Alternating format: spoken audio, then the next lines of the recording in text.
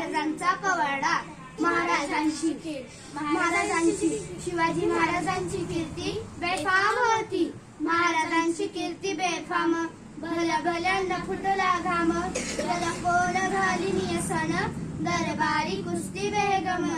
बडी बेगम म्हणजे आधी आदिलशहाची आई बर का. नजरे तिच्या अंगार दरबार झालं गपगार. कोणी घेईना पुढं अंगार साऱ्यांनीच मानली हार. इतक्यात अचानक एक सरदार उठला. बोला हम लाएंगे शिवाजी को. आणि त्यानं विडा उचलला. नाव त्याचं अफजल खान. अफजल खान. जित जागत जणू शैतान. खान बोलला छाती ठोकून. शिवबाला टाकतो चिरडून. कौतिक झालं दरबाराचं. खान निघाला मोठ्या गुरबीनं. त्याचं घोडदळ पायतळ फौज फाटलंय कंकळ.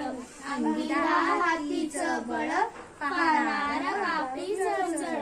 वाटेल भेटेल त्याला चिरली मोठ्याने सेना निघाली. गावे लुटली देऊळ उद्ध्वस्त केले. आया बहिणीची आबरू लुटली. कोण रोखणार हे वादळ.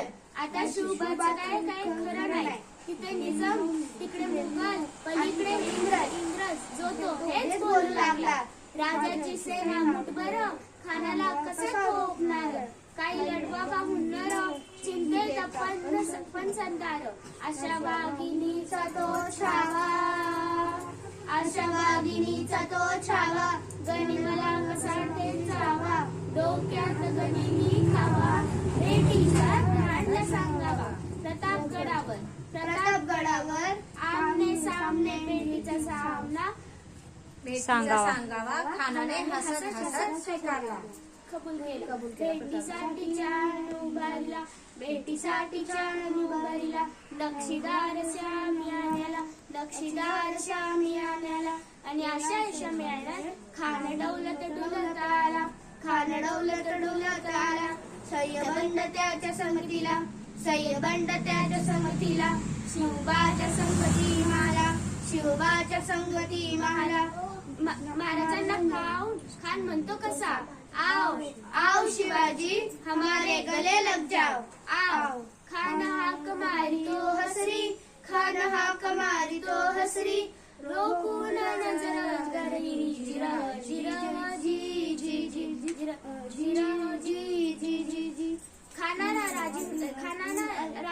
खानानं राजाला आलिंगन दिलं. दगा केला. खानदाभिमान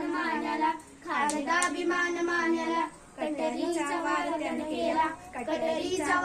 केला. खरखर आवाज झाला.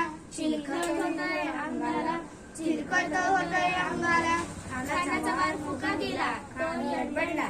इतक्यात अचानक महाराजांनी पोटामध्ये बिचट ढकलला. वाघनक्यांचा मारा केला. टरा फाडल घोडा. कडा गेला खानाचा पुतळा. शिवाजी महाराज